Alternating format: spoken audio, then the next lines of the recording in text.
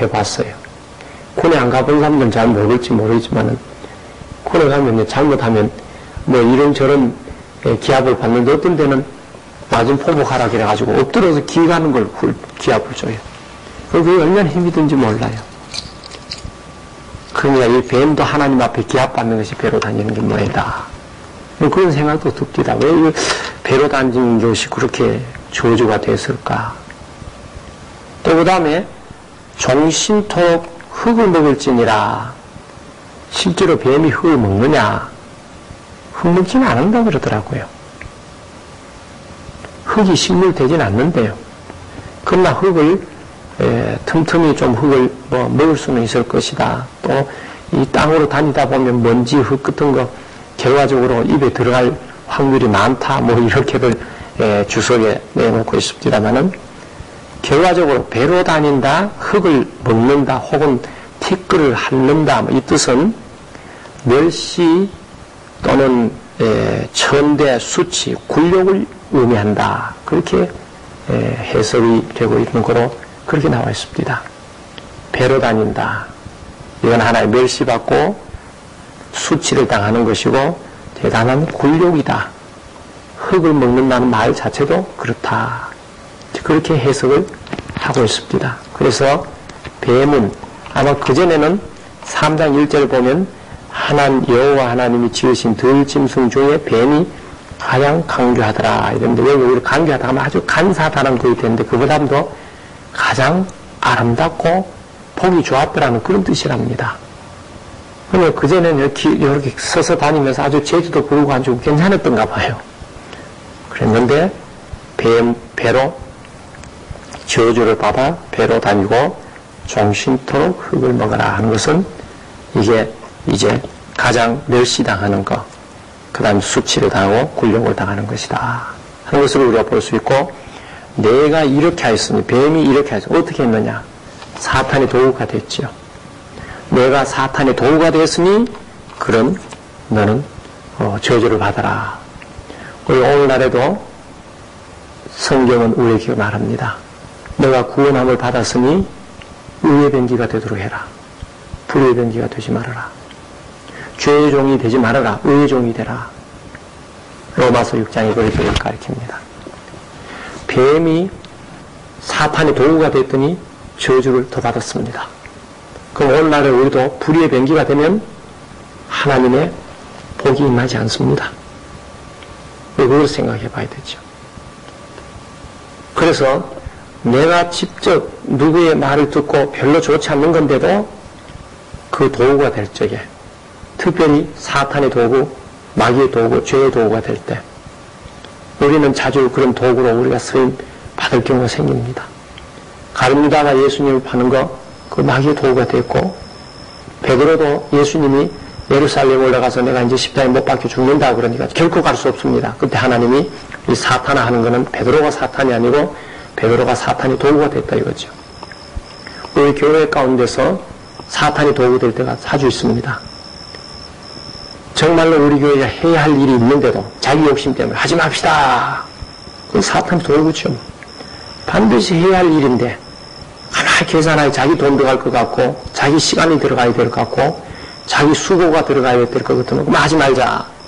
분명히 교회 중에서 그걸 해야 하는데 힘이 들어도 해야 하고 돈이 들어다 해야 하고 시간이 들어도 반드시 이건 하는 것이 올 것 같은데, 근데 자기 개인의 자기 계산해보니까 자기 손이 날 것 같으니 하지 말자. 그것은 하나님의 일을 생각지 않고 사람의 일을 생각하거든요. 자기 일만. 예수님은 그와 같은 베드로를 보고 사탄아 물러가라. 그 사탄이 도구 되는 거죠. 그래서 우리가 자주 사탄의 도구가 된, 예수 믿으면서도 그렇게 된 확률이 많습니다. 성경 야고보서 3장에 보면 시기하는 거, 질투하는 거, 다투는 거, 원망하는 거, 불평하는 거 다 사탄의 도구라고 그렇게 나와 있죠. 또 그 다음에 다른 사람에 대해 가지고 뭐예요? 그 남의 말 판단하고 그 다음에 남의 말로 고자질하는 거, 그런 거, 그거 다 사탄의 도구라고 성경이 나와 있잖아요. 그렇기 때문에 오늘 보니까 이 뱀이 사탄의 도구가 되니까 더 큰 저주를 받더라. 그러므로 나는 의의 도구가 될 망정 불의의 도구, 죄 짓는 도구는 안 돼야 되겠다 하는 것을 우리가 꼭 기다려야 합니다. 그걸 우리 생각해야 됩니다. 그래서 우리가 시편 1편에도 보면은 복 있는 사람은 악인의 길을 쫓지 않는다. 죄인의 길에 서지도 않는다. 오만한 자 자리에 앉지도 않는다. 그거 다 도구가 되거든. 또 친구가 돼주거든. 그것도 안 한다. 그래야 복이 임한다. 그런 것을 우리에게 가르쳐주고 있습니다. 우리 같이 기도드리겠습니다. 오늘은 창세기 3장 15절의 말씀으로 함께 은혜 받기를 원합니다. 내가 너로 여자와 원수가 되게 하고 너의 후손도 여자의 후손과 원수가 되게 하리니 여자의 후손은 내 머리를 상하게 할 것이요 너는 그의 발꿈치를 상하게 할 것이니라 하시고 이 말씀이 있습니다. 여기에 여자의 후손이란 말이 2번이나 나옵니다. 여자의 후손. 성경상 이 땅의 역사상 여자의 후손이라 우리 성경의 족보를 할 적에 여자의 후손이라 하는 것은 없습니다. 사라가 이삭을 낳고 리브가가 야곱을 낳고 그렇게 하질 않았습니다.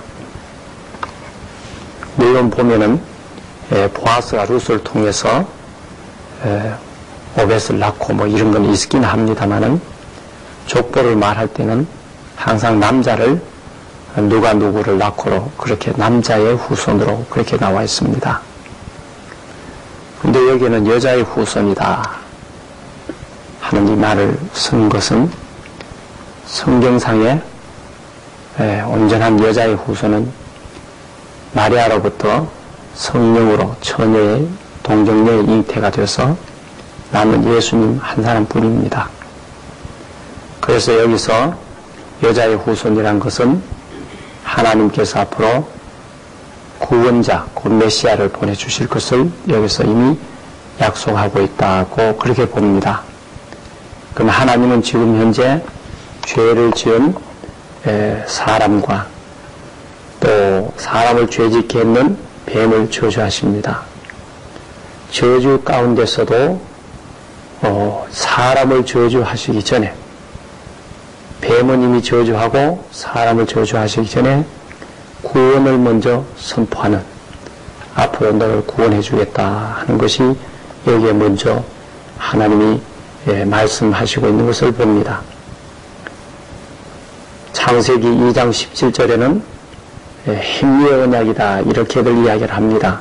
계약자들이 너가 이거 먹으면 죽고 먹지 않으면 산다. 사람에 대해서 그 행동에 대한 책임을 말합니다. 그러나 창세기 3장 15절에는 내가 메시아를 보내주겠다 하는 것은 행위에 대한 언약이 아니라 은혜의 언약이다 그렇게 이야기를 합니다. 저주받아 마땅하고 버림받아 마땅하고 구원의 될 길은 도무지 없고 사람이 스스로 자기 방법으로 구원 얻을 수가 없습니다.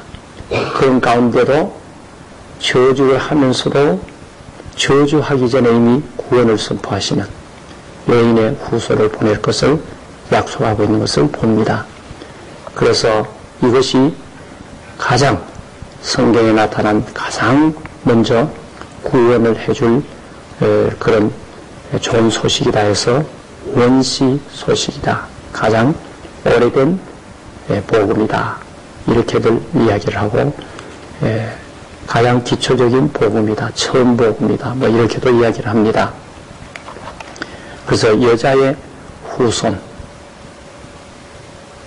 이 땅 우리 역사 가운데 단 한 분 예수님 동정자 마리아에게 태어나신 그분을 이야기하는 거로 그렇게 알고 있습니다. 그렇다면 벌써 하나님이 내게 인류를 구원하시려는 계획을 먼저 선포한다. 죄 지은 인간에게 저주하기 전에 저주는 이제부터 16절, 17절, 18절, 19절 거기에 나옵니다.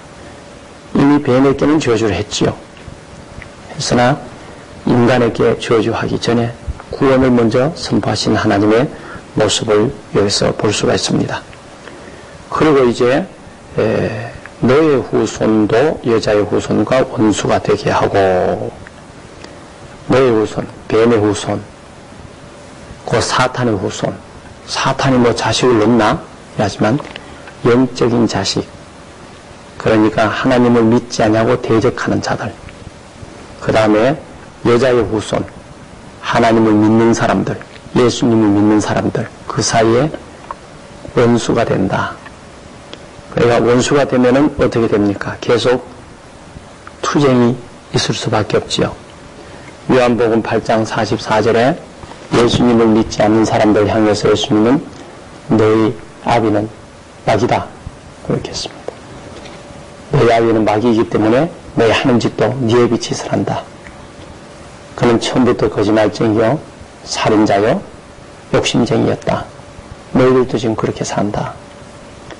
그러니까 욕심으로 살고 살인하며 살고 거짓말하고 사는 것은 결과적으로는 마귀가 그 아버지다. 예수님이 요한복음 8장 44절에 그렇게 말씀을 하십니다.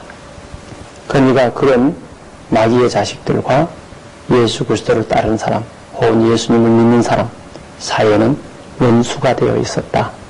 그러므로 서로 갈등이 있고 다툼이 있고 투쟁이 있고 끝일 날이 없이 분쟁이 일어납니다.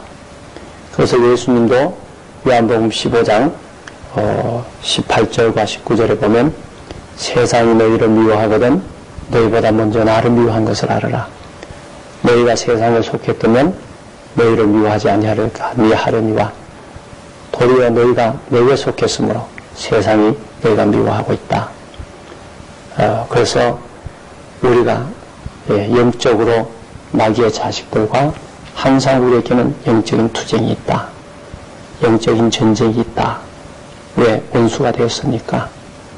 이것이 세상 끝날까지 끊임없이 있다 하는 것을 여기서 보여주고 있습니다. 그러나 여자의 후손은 내 머리를 상하게 할 것이요, 너는 그의 발꿈치를 상하게 할 것이다. 그리고 마귀는, 사탄은 여인의 후손의 발꿈치를 상하게 하고, 그 다음에 그 여인의 후손은 내 머리를 상하게 할 것이다. 이게 또 무슨 말이냐? 1차적으로 해석을 예수 그리스도의 십자가를 이야기를 합니다. 예수 그리스도의 십자가는 마귀가 생각할 때는 완전히 예수님이 실패한 걸로 그렇게 합니다. 이미 마귀는 예수님의 40일 금식하고 난 후부터, 그때부터 예수님 전도 초기부터 예수님을 아예 실패시키려고 했으나 3번 시험에서 그 시험에서 예수님이 넘어가질 않았습니다. 그러나 이제 십자가까지 이제 해서 십자가 못 박아버리고 죽여버리면 끝나는 것을 알았는데 그것이 아니라 십자가에서 죽고 3일 날에 부활함으로 오히려 승리를 해버렸다.